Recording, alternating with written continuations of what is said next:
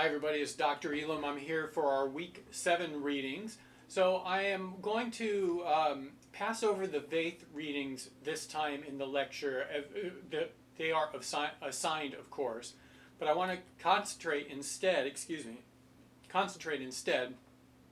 on the Poe, Alcott, Melville, and Hawthorne readings. So they are lumped together in the realism category, although there's a bit of nuance happening in each one. So Poe's Imp of the Perverse, even though it is a realistic portrayal in the sense that the events the narrator talks about, and we'll go into when he starts narrating, like when does he actually start telling his story? We'll go into that.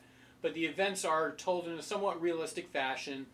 The Bartleby the Scrivener is also told in a realistic fashion. It's not an imaginary world. Louisa May Alcott's story, Dr. Dorn's Revenge, very, very realistic. Nathaniel Hawthorne's Earth's Holocaust is told in realistic fashion. So the bonfire that we experience along with the narrator is that's not fantastical or magical or anything like that, although its setting is still somewhat maybe wonderful or extraordinary in significant ways. So let's start by looking at Edgar Allan Poe's The Imp of the Perverse. So this is a good example of something called an unreliable narrator, and maybe some of you have heard that term before in other literary studies classes. And it refers to a narrator whose delivery calls into question whether or not they either know what they're talking about, so they could be unreliable because they don't have knowledge, or they're mistaken about the knowledge they have in some way. Or the narrator can be unreliable because they are trying to deceive the reader, the audience, in some way. Poe's narrator in The Imp of the Perverse is the latter kind of unreliable narrator. It seems he is intent on deceiving the audience, his hearers. Now, part of that comes because of this long introduction he has concerning what perversity is. So he takes up most of the story, 2/3 or maybe even 3/4 of the story, discussing what is the thing that moves people to do, to harm themselves, to do things that are not good for them, what he calls the imp of the perverse. And that strategy, with all of its wordiness and high ideas, and perhaps you got through it and thought, what is he even talking about? Thankfully, we're on to his plan, which is easier to follow. Well, part of that strategy, that narrative strategy, I believe, is to distract the reader from the fact of the narrator's crime. So in giving this almost apology for why he's done what he's done, he has set himself up as unreliable because it seems like a red herring, or maybe not a red herring, but a distraction to his guilt. And the continual calling into question of his motives comes also in the account of his crime, when he talks about, hey, look, we have these impulses that drive us, and we do things because they are wrong, and we don't know why. Well, even in the story about his murdering of the old man, very, very much in the vein of Telltale Heart, it's interesting that the narrator, seemingly unwittingly, tells us that he planned this out, that he is actually working against this imp, this impulse of the perverse, and may in fact be himself perverse. He might be twisted, fundamentally twisted, in a way that we would find in the lower regions of Dante's Inferno. So when he talks about his plan, the reader should think, narrator, that shows your perversity, and your impulse to do bad things is fundamental to your character. Now, the narrator could come back and say, well, I'm not talking about that. I'm talking about the moment I confessed my crime. That's the imp of the perverse. I did something that was not to my best interests. I just cried out, unwittingly apparently, I cried out that I had committed this crime.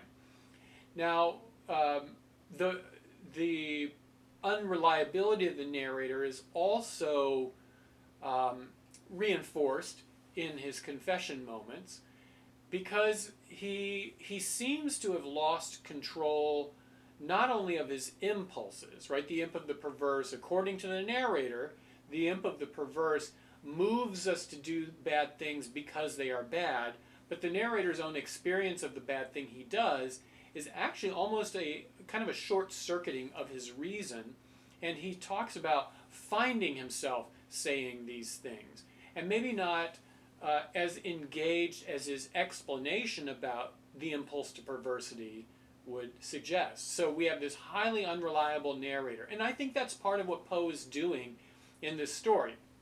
Now, I think that there is a danger with some writers. I think Poe is especially given to this. There's a danger in seeing some writers as writing about themselves, that the imp of the perverse is really about Edgar Allan Poe's own impulses and his own states of mind. And I think that's a mistake. Now certainly Poe is formulating inside the mind, so to speak, of his narrator, but that doesn't mean that Poe shares the narrator's perversity. It doesn't mean that he shares the narrator's delusion.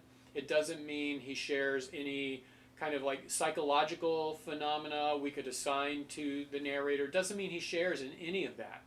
All it means is that Poe has developed this character that we can say, for certain we can say, that character, the narrator, is unreliable. And, it's part of Poe's artistry, I think, to give us that kind of narrator. Even the way the story closes, kind of on that cliffhanger, where will I be tomorrow? Even that serves, I think, as a kind of distraction from the real heart of the matter, namely that the narrator is in fact guilty of a terrible, malicious thing, and that his confession, which exposes him, right, finds him out, his confession doesn't quite conform to his description of perversity in that whole big first three quarters of the narrative. In that respect, this is probably one of the most brilliant narratives that Poe has devised. And perhaps one of the reasons it's not read so much is because that first three quarters is very dense, very difficult to get through. It's hard to understand unless you understand ideas about the moving intelligences of the geocentric universe. Unless you have an idea of any of that, you're going to be lost.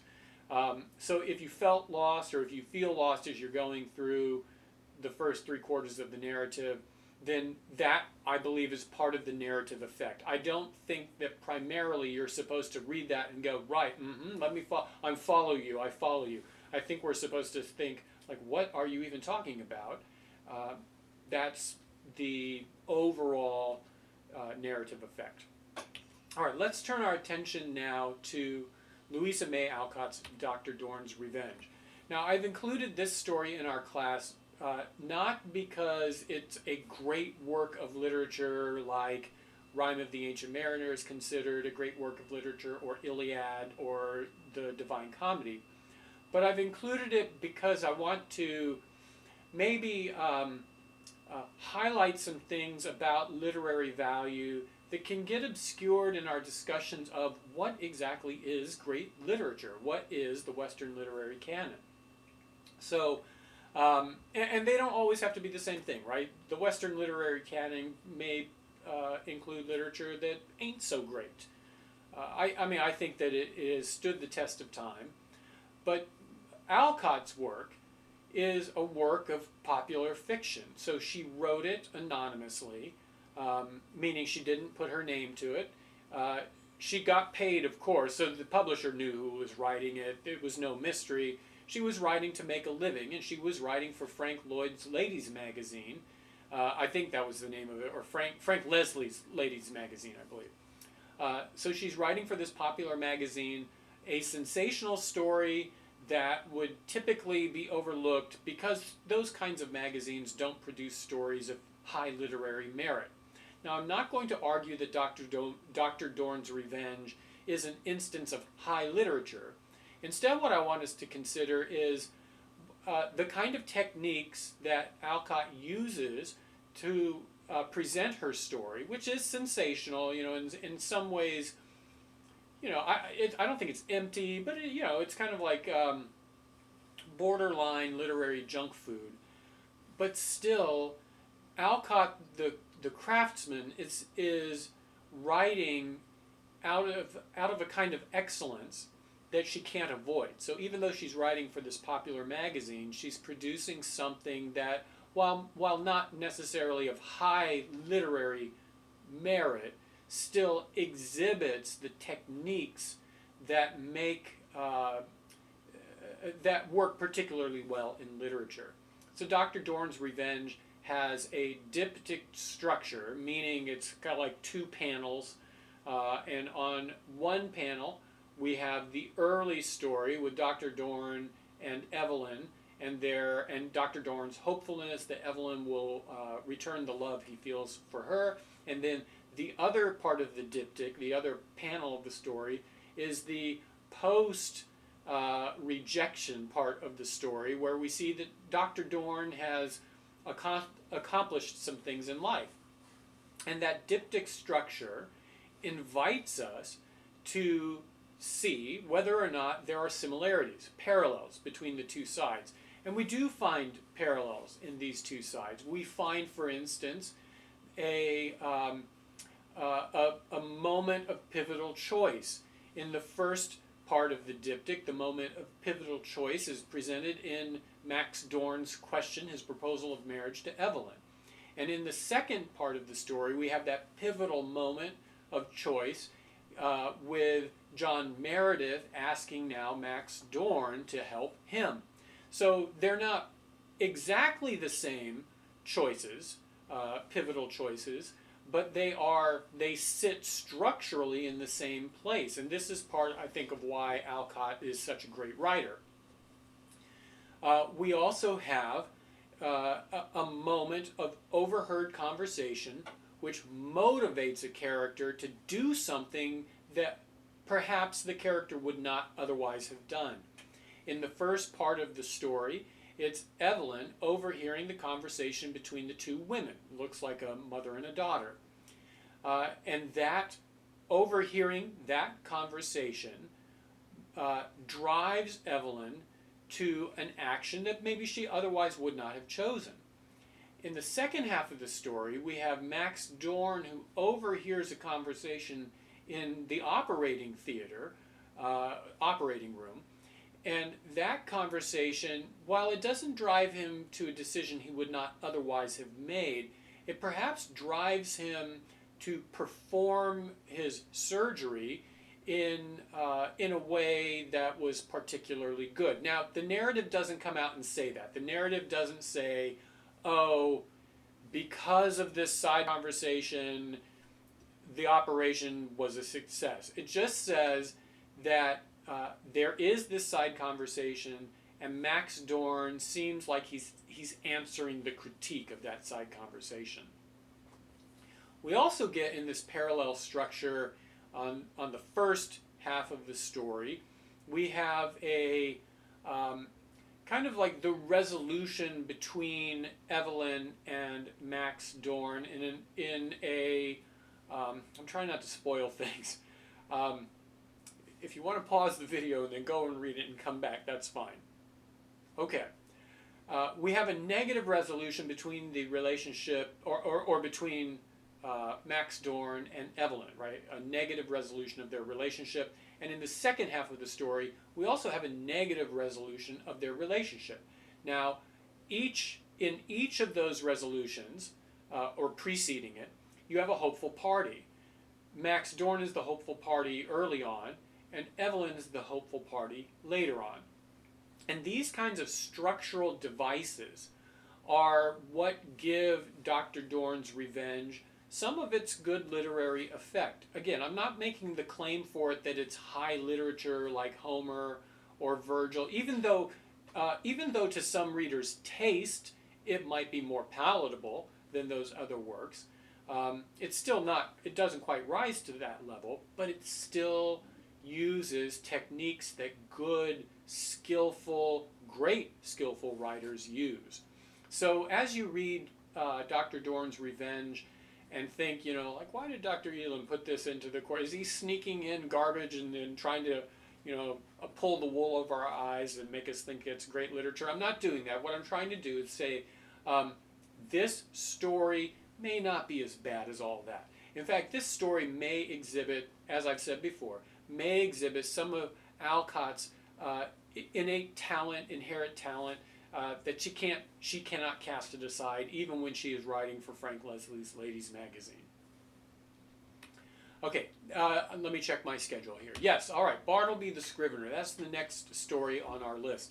The longest story in our selection so far, probably one of the longer pieces besides Iliad and maybe those big early week 1 and 2 readings.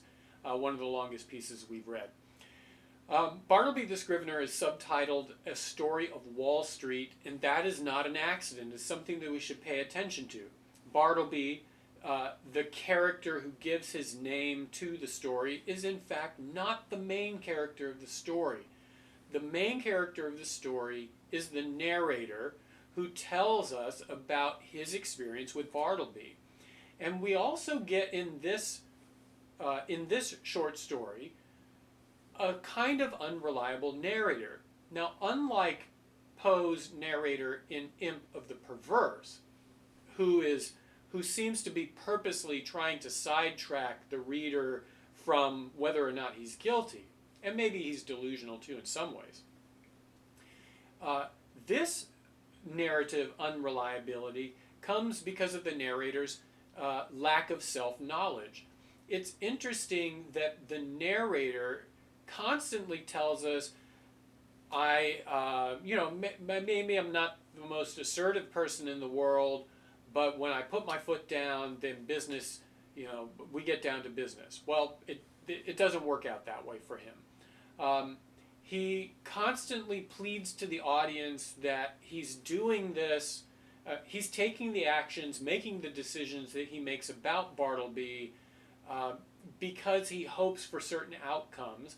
And what the narrator doesn't realize, and the reader starts figuring this out, is that he's ineffective, right? The narrator is ineffectual and is clueless about his ineffectualness. The narrator also is guiding us through a kind of critique of, hold your seats now, of American transcendentalist thought. And the American transcendentalists, the most famous of its writers would include people like Ralph Waldo Emerson, Margaret Fuller, Henry David Thoreau, and some others. The American transcendentalist movement saw the human condition as basically good. Human beings are basically good inside, and if we could just remove the barriers that cause them to be held down, then they'll soar and do great things. Well, what we see instead is a critique of the human condition as a kind of inherently negative condition.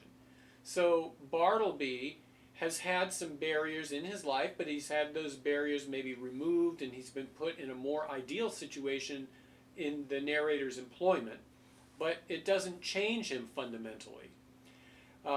Bartleby is a copyist, and maybe he's not living out his hopes and dreams, but he might be teasing out this idea that human beings are maybe not innately great, wonderful things, great, wonderful people.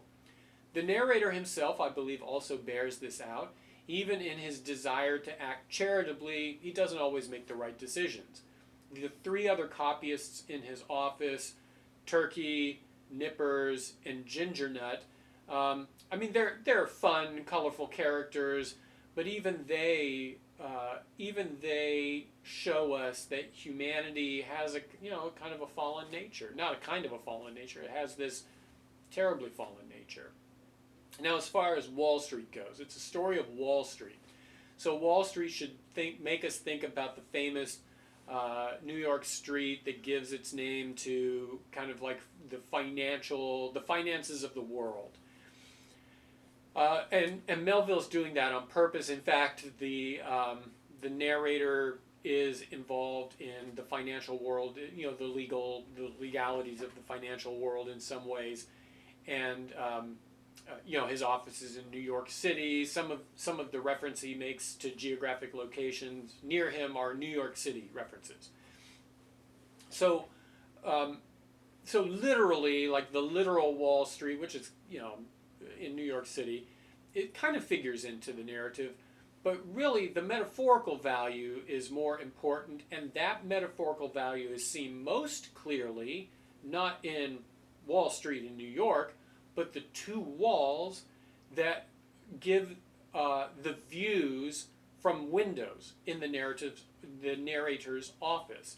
So it's a small detail and perhaps easily missed, but the narrator does make a little bit of effort to describe them to us.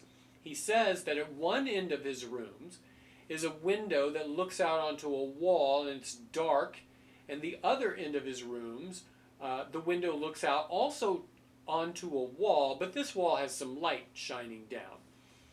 The similarity, the constant between those two is the wall, the view of the wall, the view of the dead end, the view of pessimism. And this is not a stretch, because we know at the end of the story, Bartleby finds himself inside of different kinds of walls. So he was in the walls of the narrator's office, and even the narrator walls Bartleby off from him. He puts up that room divider and he says, I like to have Bartleby around, but I don't want to see him. I want my own space, which shows a kind of selfishness on the narrator's part. So he even walls Bartleby off from him in his own office space. Bartleby lives in the walls of the office, and his view is of a wall, and then finally he goes to the walls of the penitentiary, or the asylum, I think it is. And those are the closing walls in which he lives, and then we find out that he used to work in the dead letter office. And the dead letter office is described to us as the place where the love letter that would have given hope to a lover, the ring that would have been a token of something magnificent, the check that would have helped somebody out in serious distress. They didn't make it to their intended recipients and ended up in the dead letter office. So that is the dead end being emphasized throughout Melville's narrative. And of course we focus on Bartleby because he's such an over-the-top character, not in what he does, but in what he doesn't do or what he prefers not to do. So he grabs our attention, and we almost forget the narrator is the problem, or at least part of the problem, a significant part of the problem. Now, there are other qualities to this dead letter office that we should think about. I won't exhaust a discussion of them here, but we should think about the letter of the law bringing death. That would not be beyond Melville's thinking, right? Those are the kinds of things that seem to characterize Melville's narratives. He has stories like Billy Budd Sailor, perhaps some of you read that story, that use Christ imagery. So Melville is not, to see the letter of the law leading to death in Bartleby the Scrivener is to see something that Melville would absolutely think about. Now, I don't have any of his notes. I'm not aware of any place where he comes right out and says, that's what I'm thinking about. But his phrasing and the trajectory of the narrative throughout the entire story, right, the trajectory of the story itself, tells us that following these rules, doing, uh, uh, um, or maybe not even following the rules, but the dispensation of the law itself brings death. And grace is something that cannot be won by any of these characters. In fact, I'm hard pressed, maybe you could find it, but I'm hard pressed to find any gracious moments in the narrative, maybe with one exception, and that's the narrator trying to provide a meal from the prison cook, right? That might be the only grace moment, and even then it's tainted, to my reading anyway, it's tainted because of the circumstance that brings it about. So that, keep those matters in mind as you're reading Bartleby the Scrivener. It's much denser story than I can do justice in this video lecture. And if you see other things and perhaps you're interested in writing a paper about it, of course, that is in bounds, right? It's one of the stories we're reading for the class. It doesn't have to be my preoccupation. This could be that too, right? If you want to talk about what I've talked about, that's all right with me. All right, now let's switch our focus to Earth's Holocaust, the last of our selections this week. Earth's Holocaust is written by Nathaniel Hawthorne, and this is definitely an overt critique of American transcendentalist thought. Nathaniel Hawthorne wrote a novel called The Blithedale Romance, which is informed by Nathaniel Hawthorne's own experience on transcendental commune, Brook Farm, where I think he got ill and wasn't able to contribute to the community, so he became a source of grumbling for the transcendentalists, or at least those who held transcendental values at Brook Farm. And he also witnessed a lot of the backbiting in this ideal commune. And what he discovered was that the human condition is not made better when placed in ideal circumstances, but the human condition reveals itself to be the fallen condition it always is. And that is the main point behind Earth's Holocaust. So we have different categories of things being burned in Earth's Holocaust. It's a bonfire. And there's a funny moment too, a moment of satire. The bonfire itself only gets to take place because the insurance companies see it as not a liability.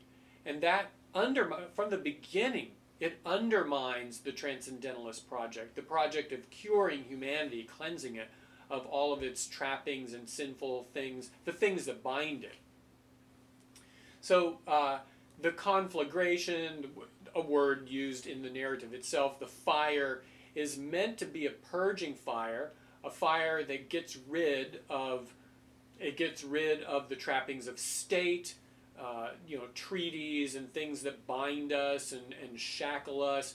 It gets rid of the trappings of aristocracy, the noble titles that are meaningless. It gets rid of the weapons of war, the things that provoke our violence. It gets rid of alcohol and tobacco and all kinds of things that lend themselves to vice.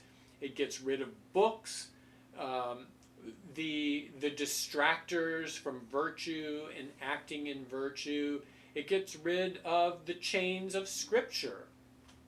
The Scriptures themselves are thrown into the fire. The trappings of the church are thrown into the fire. And Hawthorne is not saying, oh, this is a good idea, this will free humanity. Hawthorne is saying, you know what, some of these things are bad and some of these things are good, but people in the badness of their nature cannot discern between bad and good. And even when they can discern between bad and good, they do not have it in themselves to be virtuous when those bad things are gone. And in fact, the characters at the end of the story, there's the last toper, or the last alcoholic we could call him, the last toper, the hangman, and the last pickpocket. They're all hanging out together. There might be another one. There's also the dark-faced individual, who's standing with them. So they're all standing together, lamenting the loss of the world. Now we should note that the objectors, those who say, no, don't burn all the alcohol, or no, don't burn all of the books, or no, don't burn the trappings of aristocracy or the weapons of war. The people who object often make a mix of good and bad arguments for why those things shouldn't be burned, and that's Hawthorne also saying even those who recognize that burning the material won't help, even they are blind to some of the mix of bad and good often entailed in those things. So, for example, the burning of alcohol. Yes, the last toper said, if we don't have the alcohol, how can we have moments of merriment? Right? Okay, maybe we can be merry with alcohol. But he doesn't, on the other hand, say, and for some people, this is a terribly binding, addictive substance, right? He neglects to mention that. So even the arguments for and against themselves are often tainted with a mix. And ultimately, unreliability of the human condition is teased out. Now, there is the grave individual, the person who's standing next to Hawthorne's narrator, who's telling him, like, well, hey, look, they're bringing in this next group of materials to burn. Or let's move around to the other side. The smoke's too thick here. So that figure, the grave-faced individual, seems to be a kind of, literally he's a guy, right? But he might also be wisdom. Maybe not quite wisdom like Virgil was in Dante's Inferno, but wisdom in the sense that he points out the things that the burners overlook and that the objectors overlook. And his last gesture is to say, hey, look, if you really want to figure out what's going to come of all of this bonfire, go listen to those four sinners over there. And what we find is that the dark-faced individual, it's Satan, right? It's the devil, is telling the last alcoholic, the last toper, the last pickpocket, and the hangman. He's telling them, don't worry, gents. It's going to be the old world again, because once the bonfire's flames have died down, the ashes have gone away, they'll stir up all of the old nonsense again. He says the thing that you can't throw in there and cleanse, that's the problem, the human heart. It's kind of like a dun-dun-dun-dun moment. But it's a significant moment. The devil himself in Hawthorne's story recognizes the real problem of the human condition is the human heart. And, the devil, of course, as the devil is often portrayed, it's just, kind of like a silly, almost buffoonish character. He's almost comical. In fact, comical presentations of the devil may reveal that aspect, that often overlooked aspect of Satan. Namely, does he really think he's going to win? There's something buffoonishly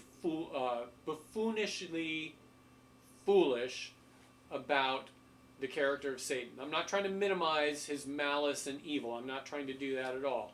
I'm just trying to also help us recognize, as Hawthorne, I think, subtly does, help us to recognize he's kind of silly. Satan is. And we too are kind of silly, according to Hawthorne in Earth's Holocaust. Now, we don't have to like the messages in these stories. We don't have to be on board with what the authors are trying to communicate or present to us. Maybe they don't have a message, but they are presenting ideas to us. We don't have to like them, but that's what Hawthorne is presenting. Humanity, through its activism, through its zeal to do what's right, will not change the world. The world can't be changed. The only thing that will change the world is the cleansing of the human heart, and there's no chance of that without the revelation of knowledge that comes from the Scriptures and without the work of Christ. Now, the revelation of knowledge that comes with the Scriptures is part of Hawthorne's story, but the pointing toward Christ part is something the reader has to infer from it. All right, ladies and gentlemen, that's the overview of our stories this week. You know, very, very different in tone from the material we have looked at so far. And even though some of the elements are perhaps unrealistic in setting, you know, like this huge bonfire on this plain of Babylon, they're still told in a way that might be more familiar to us as modern readers.